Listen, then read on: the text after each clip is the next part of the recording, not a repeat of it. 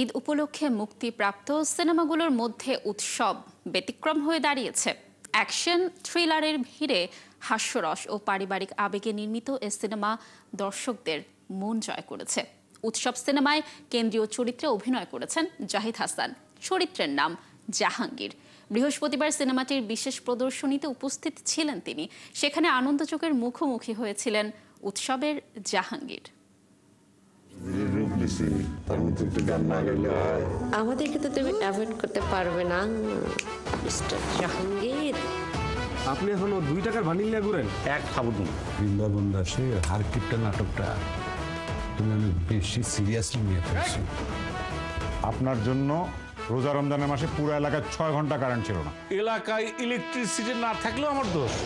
এবারে মুক্তি পেয়েছে 6টি সিনেমা এবং এই 6টি সিনেমার মধ্যে যে সিনেমাটি বা যে সিনেমাগুলো দর্শক টেনেছে তার মধ্যে হচ্ছে উৎসব অন্যতম। এবং এই সিনেমাটিতে জাহাঙ্গীর চরিত্রে অভিনয় করেছেন জাহিদ হাসান।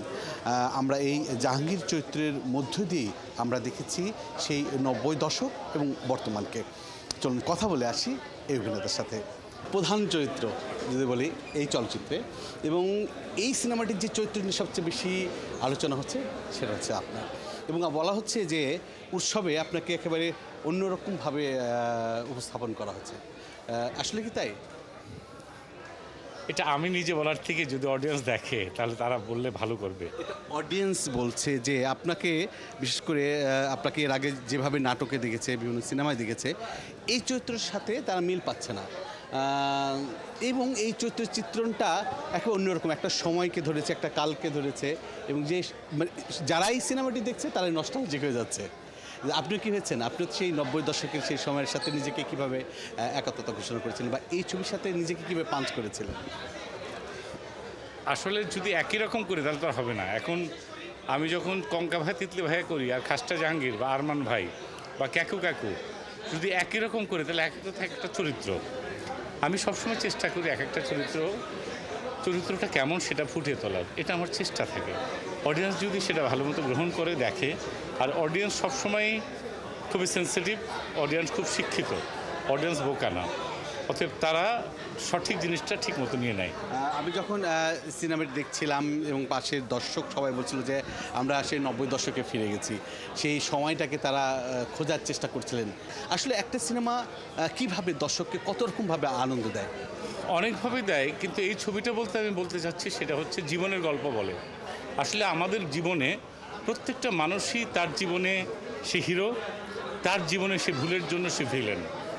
প্রত্যেকটা মানুষই আমরা আসলে হিরো, আমরা ভিলেন, এটা প্রত্যেকটা মানুষ, সেটা রিলেট করা যায়। এখানে জাহাঙ্গীরের চরিত্রটা একসময় মনে হয় যে পৃথিবীর সবচেয়ে খারাপ মানুষ, যখন রিয়ালাইজ করে তখন মনে হয় যে সবচেয়ে ভালো মানুষ।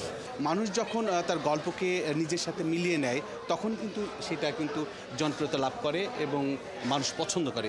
উৎসব মনে হয় সেরকমটি একটি ছবি। হ্যাঁ, সেরকমই ছবি। সবার মনে হবে সবার জীবনে কিছু ভুল ত্রুটি, কিছু ভালো জিনিস থাকে, যদি এরকম সুযোগ থাকে সেটা যেন শুধরে নেওয়া যায়।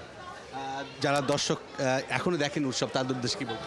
আমি বলবো যে দর্শকরা দেখেন, পরিবার সহ দেখেন, ইনশাল্লাহ খারাপ লাগবে না। যারা দেখেছে তাদের খারাপ লাগেনি। দর্শক, আমরা কথা বলছিলাম জাহিদ হাসানের সাথে, এবং জাহিদ হাসানের জাহাঙ্গীর চরিত্রের মধ্যে দিয়েই দর্শকরা কিন্তু অনেকটা ফিরে গেছিলেন উৎসব চলচ্চিত্রের মধ্যে দিয়ে সেই 90 দশকে, এবং এই সিনেমাটিতে কিন্তু দর্শক সেই 90 দশকের যে অভিনেতারা ছিলেন, জনপ্রিয় অভিনেতা, তাদেরকেও কিন্তু এই সিনেমাটিতে দেখতে পেয়েছেন। সব মিলিয়ে দর্শক কিন্তু উপভোগ করেছে উৎসব সিনেমাটি। বুলবুল আহমেদ জয়, 71, ঢাকা।